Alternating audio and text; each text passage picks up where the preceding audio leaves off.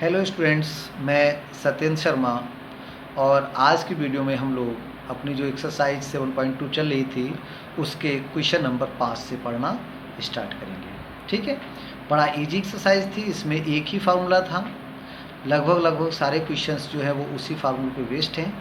आशा करते हैं वो फार्मूला आपने जो है वो लर्न कर लिए होंगे, जो एक या दो फार्मूले थे इसके। और इससे पहले की जो वीडियो है आपने पूरी देखी होगी। अगर नहीं देखी है तो पहले उसे देखिए।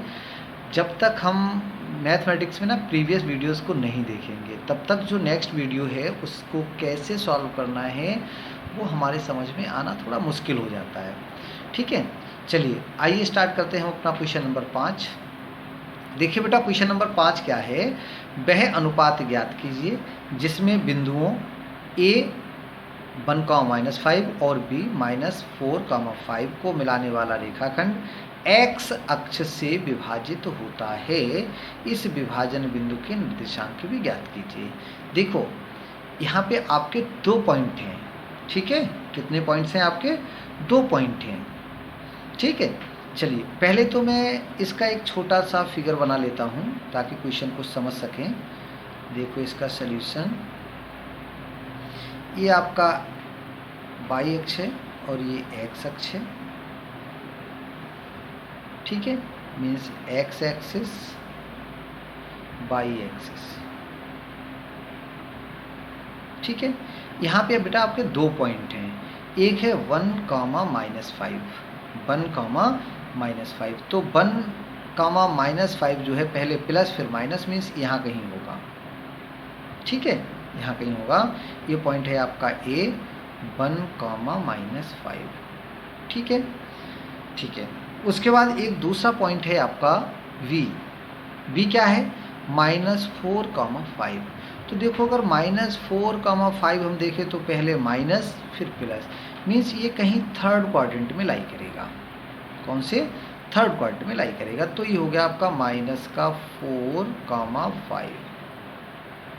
ठीक है, -4,5। इसको जब हम ज्वाइन करते हैं, देखो बेटा, जब इसे आप ज्वाइन करेंगे तो एक लाइन बनेगा। ठीक है, इसने क्या कहा है कि वह अनुपात ज्ञात कीजिए जिसमें बिंदुओं ए और बी को मिलाने वाला रेखाखंड एक्स अक्ष से विभाजित होता है। अर्थात एक्स अक्ष इसे किस अनुपात में काटता है, मीन्स हमें इस पॉइंट के निर्देशांक ज्ञात करने हैं। ठीक है, suppose this point is P. ठीक है, एंड इट्स कोऑर्डिनेट। इसके कोऑर्डिनेट क्या होंगे?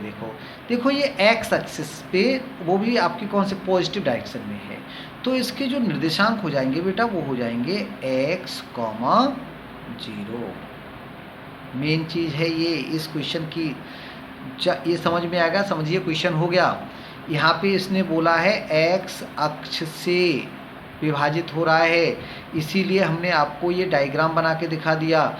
ये आपका एक्स एक्सिस हो गया। अगर इसने एक्स एक्सिस को पूछा है तो एक्स एक्स के निर्देशांक होंगे x, 0। एक्स अक्ष पे अगर कोई भी पॉइंट है तो उसके निर्देशांक होंगे समथिंग, 0, मीन्स उसका y कोऑर्डिनेट 0 होगा। तो उस समथिंग के लिए हमने क्या करा है, यहाँ पे x लेट किया है। ठीक है, अगर ये यहाँ बोल देता कि y अक्ष से विभाजित होता है, इट मीन्स हमारे लिए ये वाला पॉइंट लेना होता। एंड कोई भी पॉइंट जो भी आपका y एक्सिस पे लाई करता है उसके निर्देशांक होंगे 0, समथिंग। अर्थात उसका जो x कोऑर्डिनेट होगा वो 0 होगा, y कुछ भी हो सकता है। और जो x एक्सिस पे है उसका y कोऑर्डिनेट 0 होगा, x कुछ भी हो सकता है। ठीक है, चलिए बस इसमें हमने मान लिया। यहाँ पे हम एक चीज लाइन लिख दीजिए। माना, देखो यहाँ 2 चीज़ें दी हुई हैं। ए के कोऑर्डिनेट आपको दिए हुए हैं 1,-5 और बी के कोऑर्डिनेट आपको दिए हुए हैं, क्या दिए हुए हैं? -4,5। ठीक है, अब हम यहाँ मान लेते हैं, माना एक्स अक्ष पर स्थित बिंदु P हमने माना है, तो P के निर्देशांक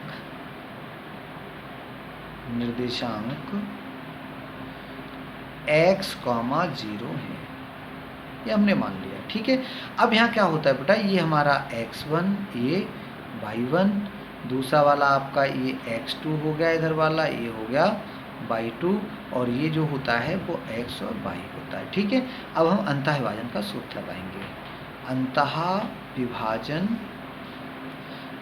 यहाँ पे हम अंतः विभाजन, चलो इस चीज़ को हम लोग यहाँ पे खाली विभाजन बिंदु लिखे हैं तो यहाँ खाली विभाजन लिख लेते हैं, वैसे ये अंतः विभाजन ही है। ठीक है, विभाजन बिंदु के लिए, बिंदु के लिए निर्देशांक देखो, मेन चीज़ यहाँ वो भी समझ लीजिए।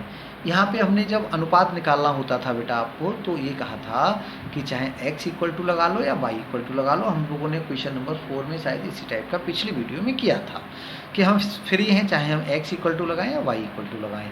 बट जब वो आपसे x एक्सिस या y एक्सिस की बात करे तो आपको देखना है कि उसमें जीरो कोऑर्डिनेट कौन सा है।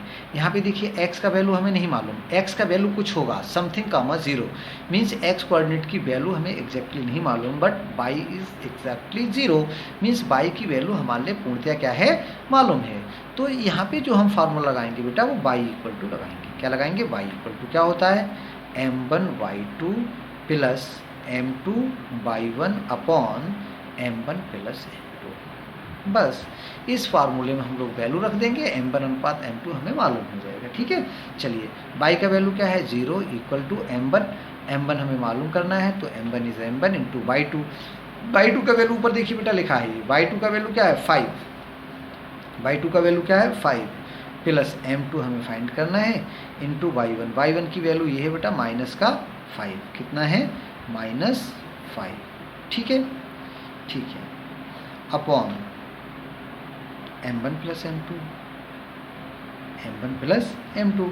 अब ये देखो, ये तो आपका जीरो हो गया, चलो एक बार हम अभी ऐसे लिख लेते हैं, जीरो इक्वल टू क्या होगा, जीरो इक्वल टू ये हो गया आपका 5m1 माइनस का 5m2।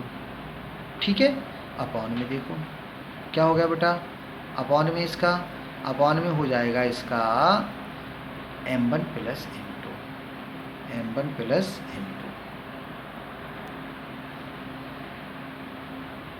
उसके बाद इसकी हम क्रॉस मल्टीप्लाई कर लेते हैं। क्रॉस मल्टीप्लाई मीन्स ये, तो देखो ये तो बेटा पूरा जीरो हो जाएगा, इसकी मल्टीप्लाई हो जाएगी आपका 5m1 minus 5m2 equal to, जब इसकी मल्टीप्लाई करेंगे इक्वल टू 0, तो क्या होगा आपका 5m1 इक्वल टू आ गया आपका 5m2। तो m1 इधर ले आइए, m1 m2 इधर आएगा तो अपॉन में m2, means m1 upon m2 equal to, इधर ही आपका 5 पहले से था, ये वाला 5 आ जाएगा, तो इसे आप काट लीजिए, 5 बन जा 5, 5 बन जा 5, तो m1 अनुपात m2 यहाँ से कितना आ गया है, इसका अर्थ है कि m1 अनुपात m2 इक्वल टू 1:1। अर्थात जो आपका पॉइंट है वो कैसा है, मिड पॉइंट है, एक्स एक्सिस उसको दो बराबर भागों में क्या करता है, विभाजित करता है। ठीक है, ये क्लियर हो। अब इसने कहा है कि अगर आपको अनुपात मालूम हो गया है तो आप वो बिंदु भी निकालिए। तो अब हम क्या करें, उस बिंदु को भी निकाल लेते हैं। बिंदु हमारा था क्या, बिंदु हमारा था क्या बेटा, तो देखो बिंदु P के निर्देशांक, अब हमारे x की वैल्यू निकालना है कि x क्या होगा, y तो हमें एग्जैक्टली मालूम है, तो अब लिखेंगे, अब x बराबर क्या था आपका m1 x2 plus m2 x1 बटे m1 प्लस m2। देखो अब m1 का वैल्यू अभी हमने निकाला, m1 भी 1 है और m2 भी 1 है, तो 1 इंटू x2 की वैल्यू बेटा जब आप वीडियो ऊपर देखेंगे तो माइनस का 4 आया, आपने अगर नोट किया होगा तो m1 1 हो गया, इंटू x2 का वैल्यू कितना है यहाँ पे -4 प्लस m2 भी 1 है, और यहाँ पे x1 का वैल्यू क्या है बेटा 1 है। ठीक है, अपॉन 1 प्लस 1, तो कितना आ जाएगा आपका, कितना आ जाएगा -4 प्लस का 1 अपॉन 2, मीन्स x की वैल्यू आ गई बेटा आपका -3/2। इसलिए बिंदु P के निर्देशांक, इसलिए बिंदु P के निर्देशांक, जो बिंदु P के इसने कहा था ना, अगर है तो आप उसके निर्देशांक को भी ज्ञात कीजिए। बिंदु P के निर्देशांक हमने क्या माने थे, x, y माने, x, 0 माना था, तो x का वैल्यू क्या आ गया -3/2, और y की वैल्यू बेटा क्या था 0। सो ये आपके कैसे हैं अभीष्ट निर्देशांक हो गए, ठीक है ना। चलिए अब हम बात करते हैं क्वेश्चन नंबर, यहाँ दो चीज़ें थी, एक तो ये आपको अनुपात निकालना था, that is m1:m2 equal to 1:1। जब भी आपका एग्जैक्टली अनुपात आ जाता है इट मीन्स जो वो पॉइंट है वो मिड पॉइंट है, ठीक है। चलिए अब बात करते हैं क्वेश्चन नंबर 6 की। ये भी बहुत ही सिंपल क्वेश्चन है, देखिए मैंने लिख रखा है यहाँ पे, क्या है क्वेश्चन नंबर 6। यदि बिंदु 1,2 4, x, 6 और ये इसी क्रम में लेने पर एक समांतर चतुर्भुज के शीर्ष हैं तो x और y के मान ज्ञात कीजिए। देखो इसे हम बना लेते हैं किसके, एक समांतर चतुर्भुज के शीर्ष हैं, अर्थात ये जो है कुछ इस टाइप का होगा जैसा कि इसने बोला है कि अगर हम इन्हें एक क्रम में ले लें a b c d और ए पॉइंट आपका क्या है 1,2, इसने क्रम भी आपको चेंज नहीं करना है इसीलिए इसने बोला, इसलिए उन्हें पहले ए बी सी डी लिख लिया, पहले ए, दूसरा बी है आपका 4, तीसरा पॉइंट आपका सी कितना हो जाएगा x, 6 और थर्ड जो डी पॉइंट है दैट इज 3,5, ठीक है। तो ये कह रहा है x और y के मान ज्ञात कीजिए। अगर ये एक समांतर चतुर्भुज है तो आपको x और y के मानों को ज्ञात करना है, ठीक। चलिए अब क्या करना है, यहाँ पे एक बेटा कॉन्सेप्ट है इसका, बस उस कॉन्सेप्ट अगर सही से समझ में आ गया तो क्वेश्चन हो जाएगा। कॉन्सेप्ट क्या है, अगर हम इसके दोनों डायगोनल्स को ज्वाइन करते मिला दें, ठीक है, उसके दोनों विकर्णों को, दोनों डायगोनल्स को अगर हम मिला दें तो किसी भी समांतर चतुर्भुज के जो विकर्ण होते हैं वो एक दूसरे को समद्विभाजित करते हैं, ठीक है। दोनों डायगोनल एक दूसरे को समद्विभाजित करते हैं। सपोज करिए ये बिंदु हमने P ले लिया है, ये बिंदु P, तो हम मान लेते हैं, माना समांतर चतुर्भुज के विकर्ण एक दूसरे को बिंदु P पर काटते हैं, तो बिंदु P दोनों विकर्णों का मध्य बिंदु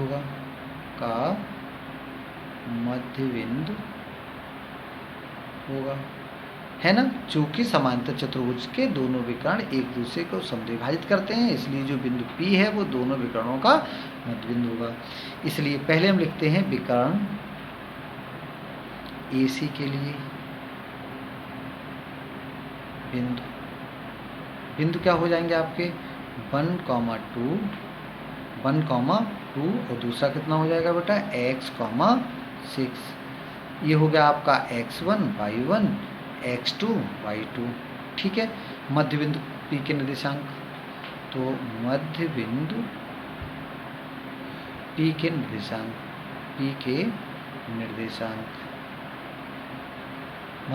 निर्देशांक इससे क्या हो जाएगा x1 प्लस x2 बटे 2 कामा y1 प्लस y2 बटे 2, ये हो गया, है ना। x1 का वैल्यू बेटा क्या है, x1 का वैल्यू है यहाँ पे आपका 1 प्लस x2 का वैल्यू क्या है, x2 का वैल्यू है x बटे 2 कामा दूसरा कितना हो जाएगा आपका y1 प्लस y2 मतलब 2 प्लस 6 अपॉन 2, ये हो गए। इसको हम लिख सकते हैं, क्या हो जाएगा बेटा आपका 1 प्लस x अपॉन 2 कामा 8 बटे 2, कितना 8/2, जो कट के आपका कितना आ जाएगा 4, अर्थात ये हो जाएगा आपका 1 प्लस x अपॉन 2 कामा 4, ठीक है। इसी प्रकार विकर्ण BD के अब हम लिखते रहे बेटा इसी प्रकार विकर्ण VD के मध्य बिंदु P के निर्देशांक। अब मध्य बिंदु P के निर्देशांक क्या हो जाएंगे, देखो वहाँ पे भी आपको x1 पे ये देखो BD हम यहाँ पे दिखा दें, ये दोनों को जोड़ लेते हैं, दोनों को जोड़ बटे 2, ये होता ना, मतलब 3 + 4 बटे 2 क्या हो जाएंगे बिंदु P के निर्देशांक बेटा। बिंदु P के निर्देशांक हम डायरेक्ट लिख रहे हैं, थोड़ा स्पेस कम है, 3 + 4/2, 5 + y/2। ठीक है, ठीक है, ये हो जाएगा आपका 7/2, 5 + y/2। अब देखो ये भी मध्य बिंदु P के निर्देशांक हैं, ये भी मध्य बिंदु P के निर्देशांक है, मतलब ये और ये दोनों निर्देशांकों की तुलना कर लीजिए, दोनों निर्देशांकों की तुलना कर लेते हैं। तो वही लिखते हैं यहाँ पे, P के दोनों निर्देशांकों की तुलना करने पर ठीक है। तो क्या होगा देखो, पहले में निर्देशांक क्या थे, पहले वाले में 1 + x/2, तो 1 + x/2, वो ऊपर वाले में ये आया था x कोऑर्डिनेट, इसमें क्या आया x कोऑर्डिनेट, ये 7/2, तो = 7/2, 2 से 2 कट जाएगा, तो x = कितना आ जाएगा, 7 - 1 + 1 उधर जाके माइनस हो गया, तो x की वैल्यू यहाँ से आ गई बेटा आपकी कितनी, 6।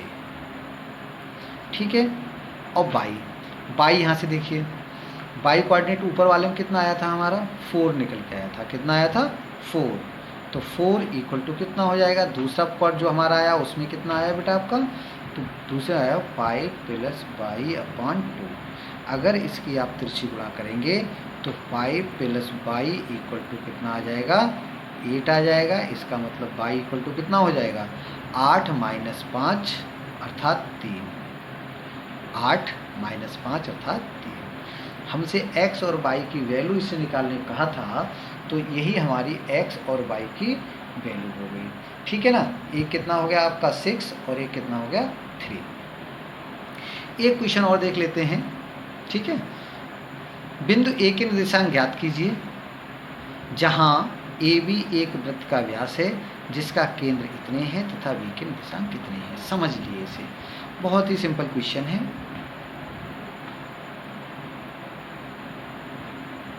ठीक है, ये आपका बेटा एक कोई वृत्त हो गया, एक AB बिंदु A के निर्देशांक ज्ञात कीजिए जहां AB एक वृत्त का व्यास है, तो ये बेटा आपका वृत्त का व्यास हो गया, दैट इज AB।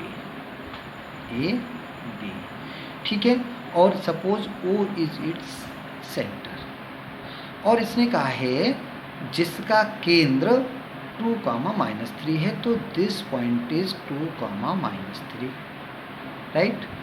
और कह रहा है B के निर्देशांक 1, 4 हैं, 1, 4 हैं।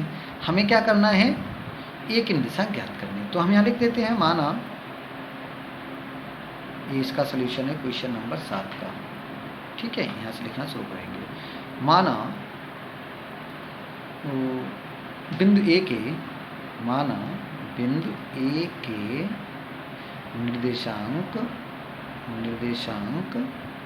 x1, y1 है। हमने इसके निर्देशांक को क्या माना है, x1 और y1 मान लिया, x1, y1।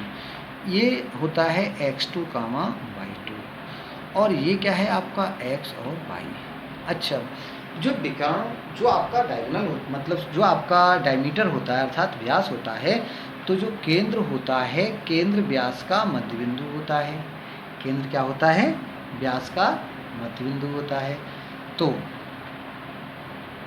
देखिए यहाँ पे, चूंकि O AB का मध्य बिंदु है, चूंकि O AB का, यहाँ बेटा ऐसा ना, ऐसे लिख देते हैं, हमेशा लिख दे रहे हैं बिंदु, चूंकि बिंदु O AB का मध्य बिंदु है, AB का मध्य बिंदु है, इसलिए देखो मध्य बिंदु के लिए x बराबर क्या होता है, ये हमारा x है। ठीक है, x = क्या हो जाता है, x1 + x2 अपॉन 2। अब x का वैल्यू क्या है, देखो x का वैल्यू आ गया 2 बराबर x1 कितना है, x1 is x1 plus x2 कितना है 4 अपॉन 2। तिरछी गुणा कर लो, तिरछी गुणा कर लेते हैं तो x1 प्लस 4 इक्वल टू आ जाएगा 4। x1 का वैल्यू आ जाएगा बेटा 4 minus 4 means x1 equal to हो गया 0। ठीक है। अब y देखो, y इक्वल टू क्या होता है y1 plus y2 upon 2। y1 का वैल्यू पुट कर दिए पहले तो y का वैल्यू कितना है -3, तो -3 इक्वल टू y1 हमें फाइंड करना है प्लस y2 कितना है, y2 है आपका 4, y2 कितना है 4। बेटा यहाँ पे एक मिस्टेक हुआ है भाई, x1 प्लस x2 अपॉन 2 और यहाँ पे जो x1 का तो x1 है और x2 का वैल्यू बेटा ये देखिए 1 है, ये कितना है भाई 1 है बेटा। ठीक है, थोड़ा सा है इसे सही कर लीजिए। तो जब आप क्रॉस मल्टीप्लाई करेंगे तो ये आपका 1 आ जाएगा। ठीक है, और यहाँ होगा आपका 4 माइनस 1, तो इसकी वैल्यू कितनी आ जाएगी बेटा 3 आएगी भाई। x1 की वैल्यू कितनी आ गई 3 आ गई, नहीं आया समझ में, x1 का वैल्यू कितना है 3 हो गया। ठीक है, अब y1 को देखना है, y1 तो यहाँ इसकी 4 हो गई, y1 प्लस y2 अपॉन कितना हो गया आपका 2 अपॉन 2, इसके अपॉन 1 करके बेटा तिरछी गुणा करना है तो कितना हो जाएगा y1 plus 4 equal to minus का 6, 4 उधर भेजिए तो y1 इक्वल टू हो जाएगा -6 माइनस 4 मीन्स y1 कितना हो गया आपका माइनस का 10, कितना हो गया -10। इसलिए बिंदु ए के निर्देशांक, इसलिए बिंदु ए के निर्देशांक, बिंदु ए के निर्देशांक हमारे क्या हो जाएंगे 3, -10, कितना 3, -10। यहाँ पे बस थोड़ा है, कभी कभी हो जाता है वैल्यूज़ को जो आप पुट करेंगे तो यहाँ पे x2 का वैल्यू जो है यहाँ पे हम देखेंगे x2 का जो वैल्यू है वो 1 है, तो इसलिए ये 4 हो गया था। वहाँ पे आपको ये कितना है, ये 1 है, ये 1 है। जब आप सॉल्व करेंगे कैलकुलेशन तो देखेंगे यहाँ पे x का वैल्यू कितना आ जाएगा 3 हो जाएगा। इस तरह से हमारे बिंदु ए के निर्देशांक -3, 10 मिलते हैं। ठीक है, आज के लिए इतना ही। अगले इसके आपके 3 क्वेश्चन बचे हैं, उनके लिए हम अपनी नेक्स्ट वीडियो में करेंगे। धन्यवाद।